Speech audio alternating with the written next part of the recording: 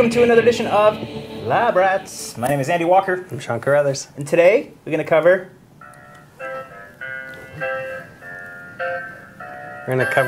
That's right. What is that? That's the MacBook Air commercial. Yay! We're going to cover the commercial for people that don't know how the commercial works. No. We're a little bit late on this, right? Because the MacBook Air came out a little while ago. Mm-hmm. But we really wanted to, at least I wanted to, put in my 2 cents about what I think about Yes, I know. the new laptop from Apple. Here's the thing, is it was announced at Macworld, which was back in January. It didn't actually start shipping until partway through February. Right. So when we're taping right at the end of March right now, I've had the chance to get my hands on it. Yes. And you notice it's not in front of me because Apple it's won't. so in demand that I already had to ship it back. Because Apple's stingy. Anyway, so we can talk about the pros and cons of the Apple MacBook Pro, MacBook Air on this episode. Did we call it the Pro earlier? We were talking about the Air. The MacBook Air, right. So Our producer is going, I promise you, I will be really nice. he'll be as nice as he always is. All right, so let's take a break and hear a message from our fabulous sponsors, and we'll be back after this. Is our sponsor the MacBook commercial? No, it's not. Thank God.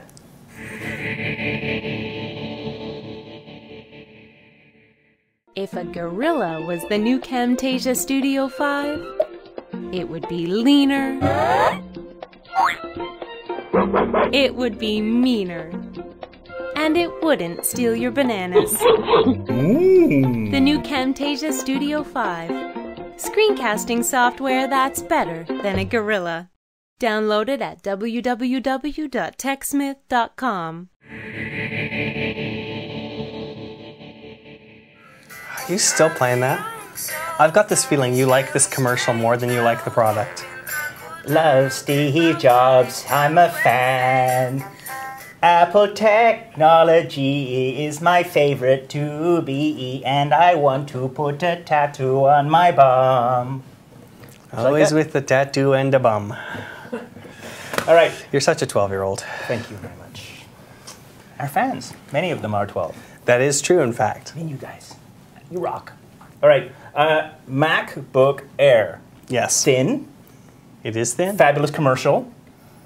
New product from Apple, overpriced. It is potentially overpriced, yes. But let's put my biases aside for a second and really get to the meat of why you should buy a MacBook Air or not. Or not. And Sean's pretty fair. You know what? I'm going to state right up front that I'm on this whole product for a couple reasons. There's a group of people out there that will love it. And there's a group of people out there that are going to find no use for it whatsoever, whether you're a Mac fan or not. So, well, thanks for watching Lab Rats this week. I'm Andy Walker. Yeah, so let's sort of explain why that is. Okay. So Sorry. I have a battery. Go on. Damn!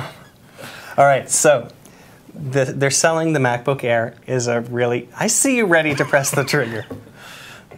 Go on. All right, so the MacBook Air is designed as a thin and light notebook. Now, Yes. they're not the first ones to do this, obviously. There have been Sony Vaios that have been out that have this. I'm sure Dell has done ultra-thin ones as well. So, This one. like that one. That one's pretty thin, not as thin as the Dell MacBook Book Air. The Dell Book Air. So the real key selling point of the Air when Steve Jobs brought it onto the screen or out onto the stage at Macworld is that he could pull it out of a manila envelope. It's that thin. So 0.16 at one end, which is a bit of a cheat because nothing's happening at that edge of the notebook. It's just tapering to that end. At the other end, it's 0.76 at the thickest part. So it's under an inch at its thickest part, which is not bad. Now, how it gets it to that is it starts removing a bunch of stuff. And to be fair, other machines that have gotten down to ultra-thin, light, they've removed some of the same things. So the one thing that's really making people go, why did they do that? They removed the DVD drive, the CD, so there's no optical drive in this whatsoever. So how do you install software? 2 ways. Number one, you can actually buy for $99, which is a little bit pricey when you consider that it's already about $1,800 to start with. For another $99, you can buy a USB drive that will work with the MacBook Air. And Okay. you can burn disks and you can read disks and all the other stuff you do with the disk. It's external then? It's an external. So if you are trying to do this for thin and light, it becomes thicker all of a sudden, more stuff to carry around than you would if you just had a MacBook Pro. So, not ideal, but if you need it, it's there as an option. The other way you can get around this is you can actually use something called Remote Disk. Now, when you have a MacBook Air, up in the corner of the Finder, there's a little icon that says Remote Disk. And what that does is it'll look on your network at home, and it'll allow you to use the CD drive or the DVD drive of another machine. On your Dell Book Air. You can actually use it on your Dell, or you could use it on another Mac. So there's a little bit of software that you can actually install on a Windows machine that will allow you to install Mac software onto your MacBook Air over the network. So Does that work? slowly. It's if you got small software, it's actually not bad. You may not want to do this wirelessly. You might want to do this using Ethernet. Oh, but they didn't include Ethernet on this. So now for No another, Ethernet? there's no Ethernet on it.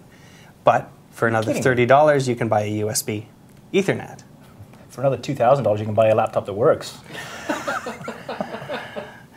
So they're really aiming at a wireless crowd here that doesn't need to install software in the field or view DVDs in the field. Right. So it is really much a status symbol, and for people that are just doing email, people that are just web surfing and doing spreadsheets in the field. So you're telling me that if you're a dumb poser, you'll buy this computer?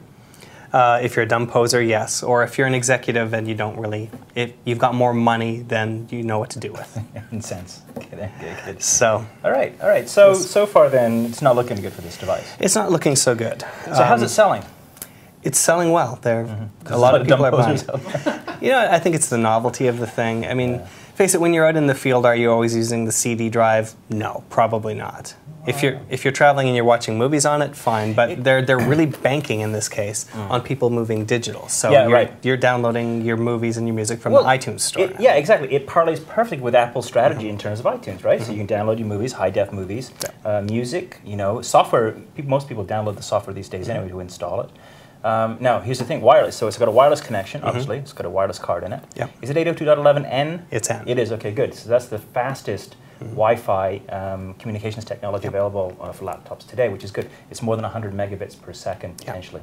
So that's good news. It's nice and fast. So if you've got an N network in your house, then transferring data from computer to computer using remote disk is actually very good. It's a lot faster than it would have been otherwise. Now, and I guess you could always transfer stuff with a USB key. Yeah, you can do that. Because it's got one USB connector. It's got one USB connector. Okay. So now here's going back down the hill again. Stinky hill. One USB connector, no FireWire. No So FireWire? If you're a video editor, forget it. You can't import onto this machine. They're running a Pentium 2. It's actually running a Core 2, so that's going back up the hill. So Core it's 2. one of the things that they did specifically for this, to make sure that they're not underpowering this thing just to get it into a smaller form factor, is they actually asked Intel, can you create a Core 2 processor that fits into this smaller space? So Intel was actually on board on this and actually helped for the design of this device. They work together with Intel to actually make this chip smaller so it generates less heat and it takes up less space. So they can actually put a full-size Core 2 processor, or a full power almost Core 2 processor in here, so you're not suddenly going down to something that's by Transmeta, which is low power, fits into these things, but it doesn't give you any power. Transmeta being the chip maker that makes such ultra low power chips. Right. Now, you've got 1.6 or 1.8 gigahertz Core 2s in there, so it's not the top of the line, not the fastest, but it's not bad. Right. So for traveling executives that aren't too demanding on their hardware, that kind of like the idea of digital assets everywhere, music, movies, that sort of thing, then not a bad choice. It's not a bad choice. If you're a power user, forget it. If you're a power user and you're going to be needing the drive on it, like the optical drive, or you're going to be needing to hook up a whole pile of external things like a mouse and a keyboard and all of that, you're going to be in for a world of hurt, because then you're going to have to add the hub as well.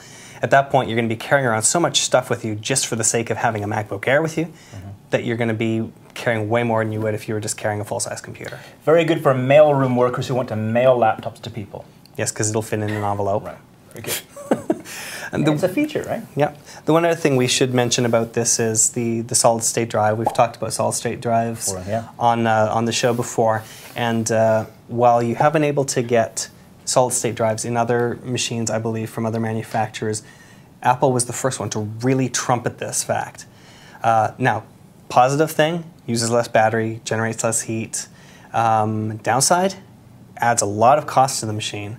So now you're talking about this machine, instead of costing $1,800, now costs over $3,000. As the solid state drives lower in price, that'll be sure to come down, although maybe not as fast as you'd like, considering Apple's pricing structure. Typically, it might be until the next rev. Who knows? I mean, we're speculating. They don't talk about this stuff ahead of time either way. Not only you're paying a lot of money for that, and you're getting less capacity. It's only 64 gigs on that. All right, so MacBook Air 2.0, probably going to be improvement. You think they'll learn by the mistakes, or do you think they'll discontinue the line? You know, I don't think there's too many out-and-out mistakes in this. There's a lot of decisions that they made for the sake of getting it into this form factor. And really what you have to decide before buying this is, can you live with the compromises that they made? And do you need to mail it? And do you need to mail it? Right. Okay. So I think you hit it on the nail on the head earlier. Power users, no.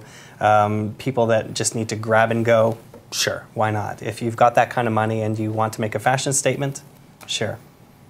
Cool. Okay. You can play that again? I just want to, just before we go to commercial, because I just like the song. It's, by the way, it's by a lovely lady who's, I think she's an Israeli, right? Or French Israeli? She's French Israeli. Yale Name, I believe her name is. Yeah. Yale Name. It's N-A-I-M. We'll put it on the screen here. And her song's called New Soul, and it's available on iTunes, just to give her a little plug. You can play it again? Because I think she needs it. Well, you never know. All right, we'll be back after this commercial with pictures.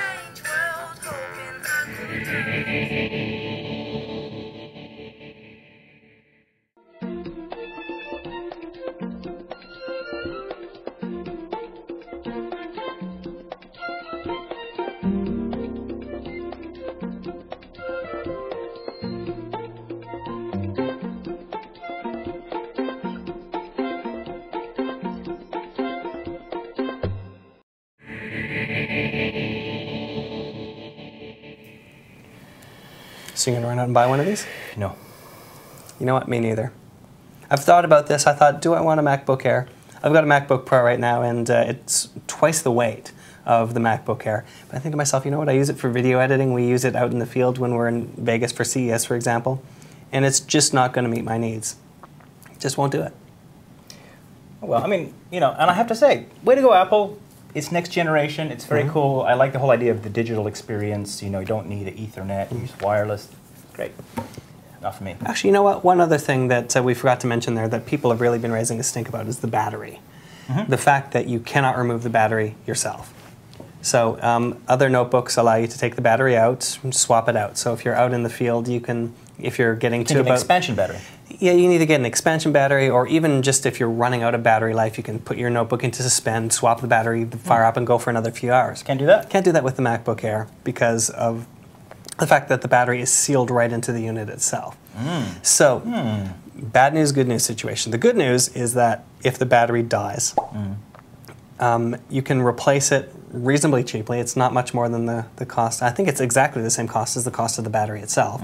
So you'd spend $120, take it into an Apple store, and they would do the service on it for free. So they'll actually do the work installing it inside there for free. It's an expensive battery, but notebook batteries often are in either case. The downside really is that if you're about to run out of juice and you're on a flight halfway across the ocean and you don't have, you are pooched. You can't actually do anything with it. You just basically have to say, okay, that's it, shut it down, and just wait until you get to the other side and have access to an outlet. Yeah, it's a decision that I really don't understand why that they made that. I think it's going to turn off a lot of people, and that's one of the other things that maybe turned they'll me fix off. that in version 2. Perhaps, I'm hoping. Now, the one thing I did notice on the underside is that they moved the connector for the power, for the MagSafe connector, from the side down around to an angle on the bottom. Now, I'm speculating about this, but that's exactly at the right angle that you would need it to create a sled underneath, so an external battery, if you absolutely needed one. That would detract from the beauty of the lines, but you know. Very clever. I don't know. He's very clever. Yeah, That's why he's my co-host. He really is. All right. So should we move on to pictures? Yeah, let's do some pictures now. It is picture time. We're really happy, and we are finished with MacBook Air. Maybe Yale Name could write our picture time theme song. Let's send her an email. Yay! Yale, if you're watching, Please, Get in please don't touch with sue us. us, and please send us a new picture time song. yes. Okay. All right, Alan, who's somewhere in the wilds of Canada, could be anywhere. He could be living next door, for all I know. He sent us a picture of his rig. He's running BioShock on this HP notebook. Hot. I'm not sure whether running BioShock on a notebook is that great an idea, but Alan, let us know. How did that work out? The HBook Air. The HBook Air. So it looks like he's using it as a gaming machine. I guess it's come a long way, but here's the important part. In the corner down here, Lab Rats. It's an iPod Touch. Touch. There you go. Cool. Awesome. Oh, I like it. Thanks, pal. Good. So, please. Next, Eric's cat, cat? Lily. And, With the Zune. in Fairport, New York, and Lily has a message for you. The Zune doesn't suck, Andy. You treated that PR person from Microsoft very And terribly. she was so cute. That's why I don't have a girlfriend, because I abuse the women too. Exactly. She's a nice girl. She's there to talk to you about something that you're interested in, and you just sort of taunt her. She promised to send me a new Zune. Did she? Not yet. I wouldn't have either after that interview. Anyways, there you go. All right. So the cat's you. name is Lily. Lily the cat. Yeah, with, and- with Zune 1.0. Yeah, and Eric also has a number of other cats, one of whom is nicknamed Boo. Not after your Boo, but Boo anyways. Boo the second. Boo 2. Boo too. Boo 2. All right. Great. You like pictures of your cats. This right here, we have a whole family out in Seattle in the forest. This is Matthew, his wife Laura, and their 3-year-old son Emerson. And clearly a Detroit Red Wings fan. Tigers, idiot. Oh, sorry. See?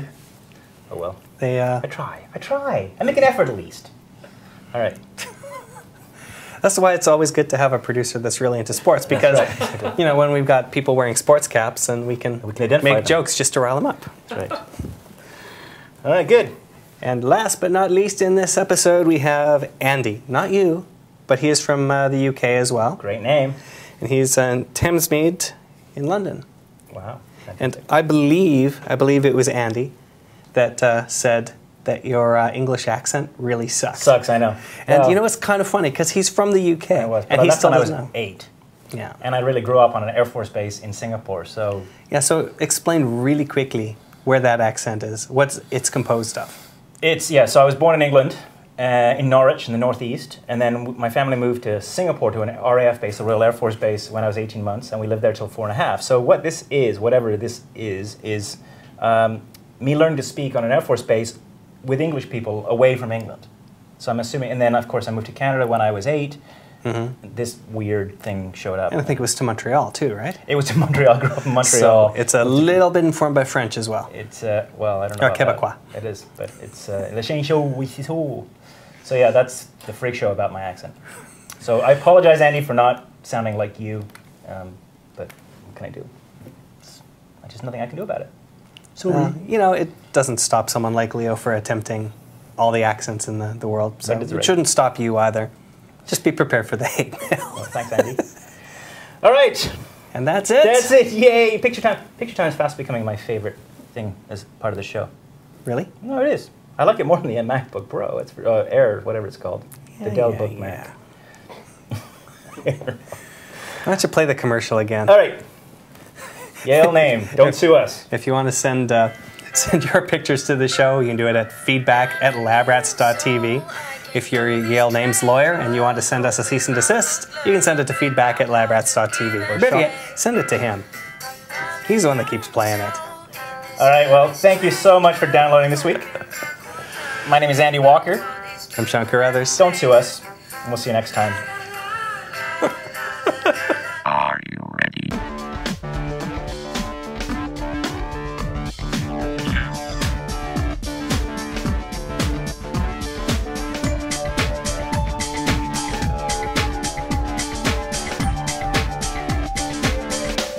Try this at home.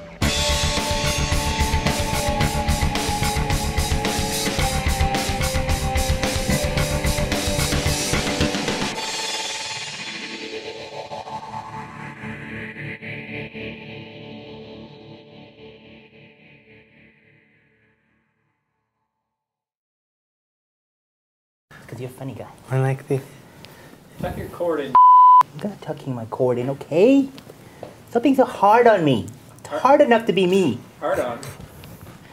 Let alone. It is pretty hard to be you. It's very sad and hard and difficult.